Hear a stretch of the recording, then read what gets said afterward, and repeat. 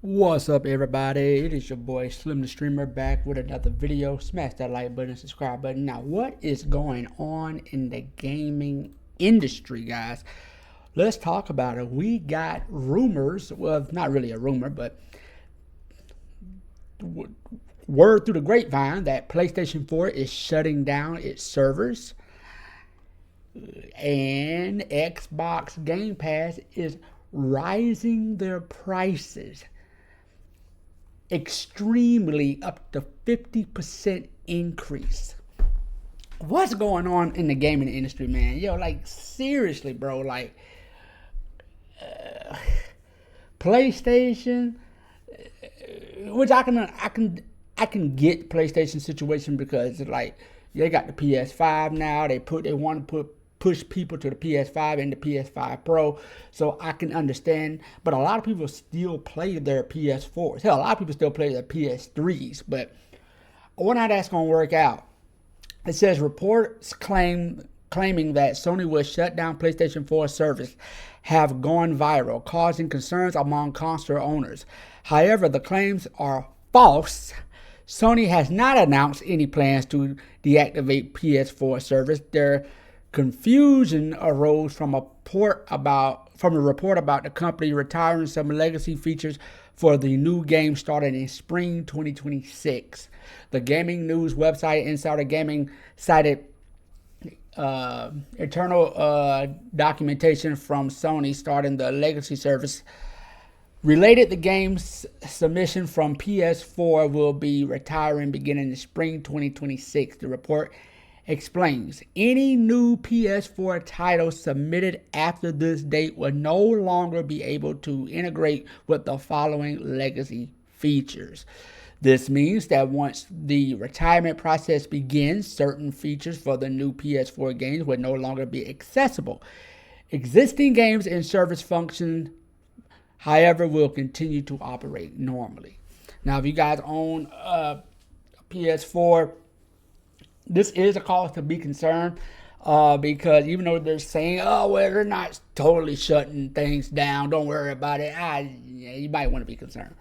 PlayStation 4 has launched in 2013, remaining popular with many users who have not upgraded to the PS5, which debuted in November 2020. The reports by Insider Gaming did not list all features begin retiring by indicating that they mainly affect new game submissions and legacy integrating from upcoming titles. Some Sony users can continue to play existing PS4 games online without interruptions. The changes will only impact certain functionalities for the game releasing after spring 2026. So, I don't know. I mean, I can understand why a lot of people didn't jump from the PS4 to the PS5. One, there's really hardly any games on it. You know, if you want to, I get it, you want to open a whole new market of new systems, but you might want to put some great games on there because most of the games that are on PlayStation, they're on PlayStation 5 or on literally PlayStation 4. You know what I mean? So it's like, So you got PlayStation acting a little weird. Now let's get to Xbox. Now this directly affects me because I currently use Xbox Game Pass. I don't know what the bleep is going on with Xbox Game Pass. As Game Pass prices get laughable high, Microsoft reportedly spinning up a free service version for Xbox Cloud Gaming, but of course you'll have to sit through the ads. So if you want to sit through the ads, you can get the free version, but it's going to be done. It's going to be like just slammed with a billion ads to where you're going to get frustrated and throw your freaking Xbox controller across the freaking room. You're not going to even want to play. So they're going to basically push you to get the Xbox other version, which spiked 50% increase, dude. 50% increase. Like, seriously, like, what the hell is going on with X? Like, dude, and look, Xbox Game Pass got a lot of games, right? They got a lot of games. Okay, I'll give them that. They got a lot of games, but a 50% increase price, I'm not sure about that. I'm not sure about that because I don't know if that's going to cause people to jump ship. Microsoft has announced a 50% increase for the Xbox Gaming Pass Ultimate tier, raising the monthly cost from $19.99 to $29.99. The change is a part of a broader update for the Game Pass plan, which includes new features such as access to over 400 games in one-day release. External and premium tiers would remain at.